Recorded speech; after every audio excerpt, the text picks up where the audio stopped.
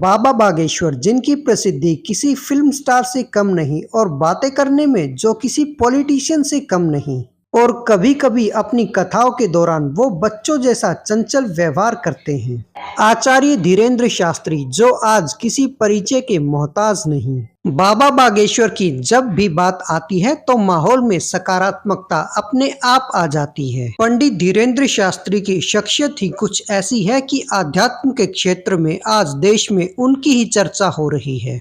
उनके बारे में छोटी से छोटी बात जानने के लिए लोग बेसब्री से इंतजार करते रहते हैं। चाहे उनके आध्यात्मिक प्रवचन हो या उनकी जिंदगी से जुड़ी कोई भी बात, हर एक छोटी से छोटी बात जानने के लिए लोग उत्सुक रहते हैं। आजकल इंटरनेट और सोशल मीडिया पर उनकी शादी को लेकर भी खूब चर्चाएं चली हुई हैं। एक नाम जो बाबा के साथ सबसे ज्यादा जोड़ा जाता है वो है कथावाचक जया किशोरी जी का। और इस खबर पर बाबा बागेश्वर और जया किशोर जी खुद स्पष्ट कर चुके हैं कि ये महज एक अफवाह है और कुछ नहीं।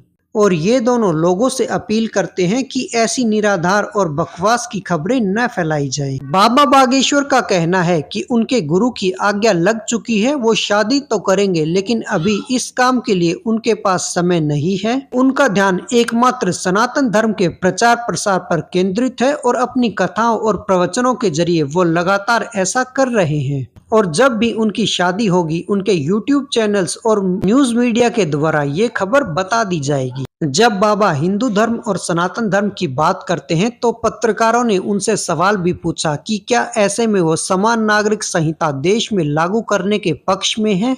इस पर बाबा का कहना है कि जब देश एक है तो चाहे हिंदू हो, मुसलमान हो, सिख हो या ईसाई, सबके लिए कानून एक समान होना चाहिए। ऐसे में समान नागरिक संहिता ही इसका एकमात्र सॉल्यूशन है। ऐसे में बाबा को न्यूज रूम में असदुद्दीन ओवैसी की एक तस्वीर दिखाई गई और उन्हें ये भी बताया गया कि ये राजनेता जो देश में समान नागरिक संहिता का विरोध करते हैं, ऐसे में क्या बाबा बागेश्वर इन्हें जानते हैं, और अगर जानते हैं तो इनके बारे में बाबा बागेश्वर के क्या विचार हैं। इस पर बाबा बागेश्वर ने कहा, क्योंकि ये एक राजनीतिक मसला है तो इस मुद्दे पर कोई भी विचार रखना उनके लिए तर्कसंगत नहीं है। ना तो वो खुद राजनीति करते हैं और ना किसी राजनीतिक दल या व्यक्ति पर कोई टिप्पणी करते हैं, लेकिन समान नागरिक संहिता यानी UCC पर उन्होंने अपने विचार रख दिए हैं। अब जो इसे जैसा समझना चाहे समझ सकता है। राजनीति से हटकर हर एक हिंदू को जगाना ही उनका लक्ष्य है, ताकि भारत हिंदू राष्ट्र बनने की ओर अग्रसर हो सके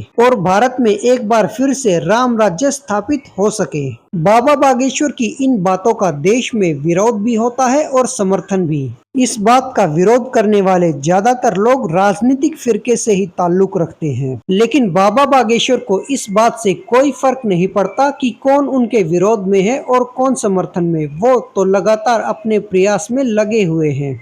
सनातन धर्म पर बाबा बागेश्वर के विचारों से आप कितने सहमत हैं? अपने विचार कमेंट करके बताइए। और क्या आप भी भारत को हिंदू राष्ट्र देखना चाहते हैं? इसका जवाब भी आप कमेंट में दे सकते हैं। यदि आप बाबा बागेश्वर के विचारों से सहमत हैं तो हमारे साथ बने रहें और चैनल को सब्सक्राइब करके बेल आइकन प्रेस कीजिए, ताकि ऐसी और वीडियो आप मिस न कर दें। बोलते रहें जय श्री राम, जय बालाजी, जय हनुमान।